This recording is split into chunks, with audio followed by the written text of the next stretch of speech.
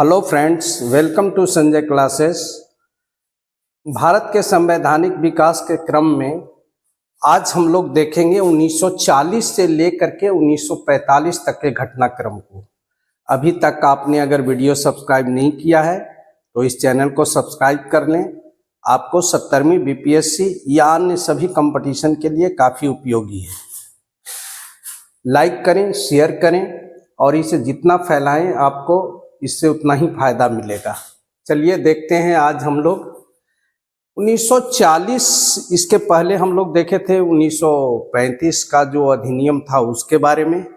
1940 से लेकर के 1945 तक के जो घटनाक्रम है जिसने कॉन्स्टिट्यूशन का रूप लेना शुरू किया कि कॉन्स्टिट्यूशन बनाने पर बात हो रही थी। यहाँ शुरुआत करते हैं अगस्त प्रस्ताव से।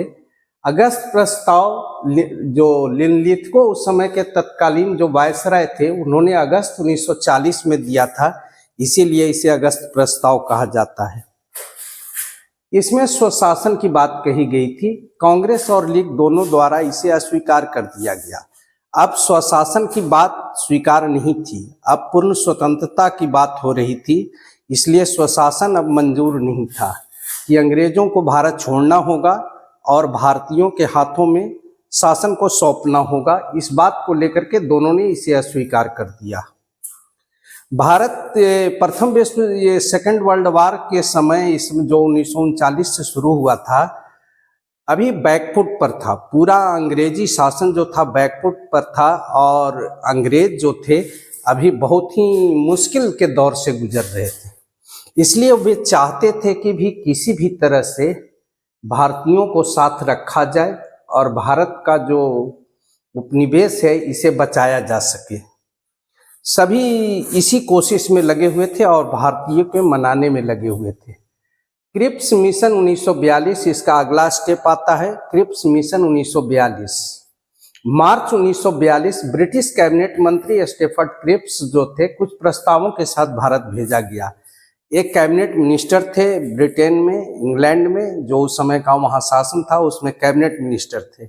इनको भेजा गया कुछ प्रस्ताव दे करके कि जा करके भारतीयों के आंदोलन को शांत करके रखा जाए ताकि कुछ नए प्रॉब्लम्स न हो। इन्होंने कहा कि युद्धोपरांत भारतीयों द्वारा संविधान निर्माण की जाएगी, इसकी बात कही गई, परंतु प्रांतों के लिए बाध्यकारी नहीं होगा। कांग्रेस और मुस्लिम लीग दोनों द्वारा अस्वीकार कर दिया गया।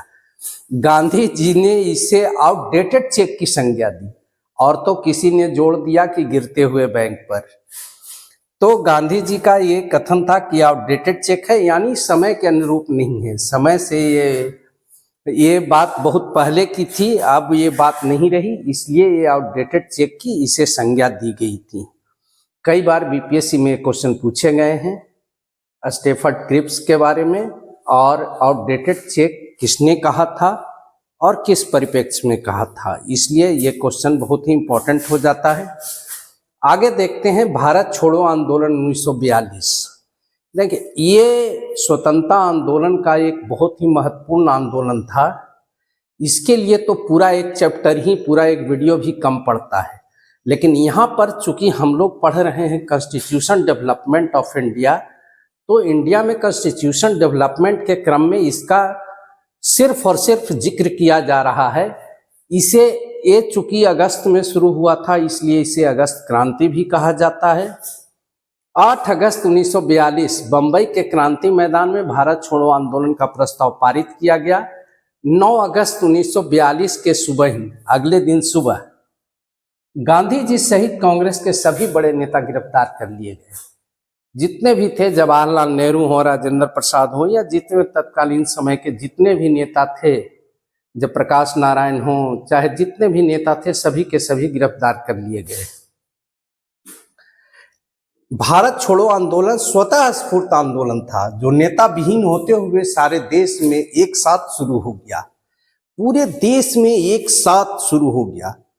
बीपीएससी के लिए तो जब हम लोग बीपीएससी स्पेशल पढ़ेंगे तो देखेंगे कि बीपीएससी का ये सबसे अहम क्वेश्चन होता है, मेंस के लिए भी होता है और पीटी से भी क्वेश्चन आता है इसमें कि इसमें बिहार की क्या भूमिका थी, जयप्रकाश नारायण की क्या भूमिका थी, बिहार में राजेंद्र प्रसाद की क्या भूमिका थी और बिहार में इस दौरान क्या क्या हुए थे, ये अलग का सवाल है। बिहार भी इसमें बढ़ चढ़ करके हिस्सेदारी किया था, इसलिए बिहार इसमें काफ़ी इम्पोर्टेंट है बीपीएससी के लिए। तो ये था हमारा भारत छोड़ो आंदोलन जो कॉन्स्टिट्यूशन डेवलपमेंट में अपना योगदान दे रहा था। आगे करते हैं बेबल योजना 1945। लॉर्ड बेबल अक्टूबर 1943 में भारत के वायसराय बने और 45 में इसने घोषणा की जब तक भारतीय संविधान नहीं बना लेते तब तक अंतरिम व्यवस्था के रूप में अधिशासी परिषद का भारतीयकरण कर दिया जाएगा।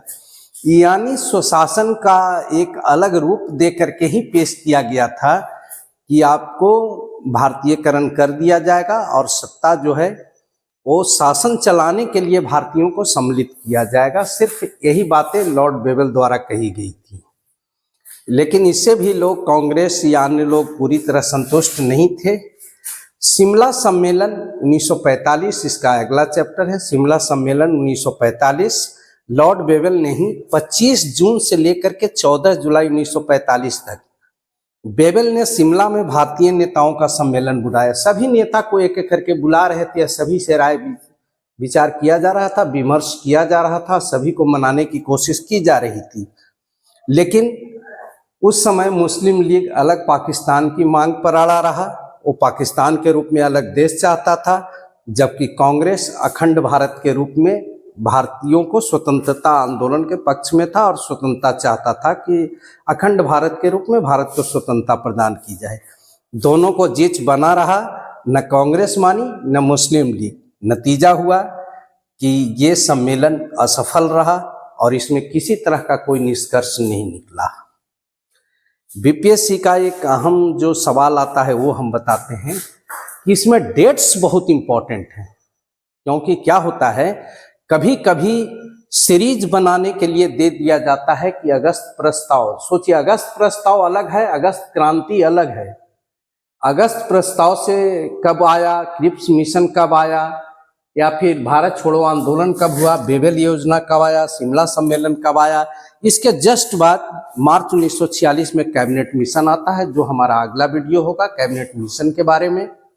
कैबिनेट मिशन बहुत ही इम्पोर्टेंट मिशन, जिसके आधार पर भारत में दोनों तरह के कार्य हुए, दोनों तरह के सुझाव आए और दोनों को स्वीकार किया गया और नतीजा हुआ कि भारत में अंतरिम सरकार का गठन भी होता है जवाहरलाल नेहरू के नेतृत्व में। साथ में आपको संविधान सभा का गठन और संविधान का निर्माण किया जाता है। तो ये अगला होगा हमारा कैबिनेट मिशन में, जिसकी चर्चा करेंगे। फिलहाल इसको डेट सहित सबको याद रखें और सबके जो प्रोविजंस हैं, जिसमें जो विचार रखे गए हैं, इसको याद रखें। ये बहुत ही इम्पोर्टेंट है। अगर अभी तक के आपने चैनल सब्सक्राइब नहीं किया है तो सब्सक्राइब कर लें। Thank you.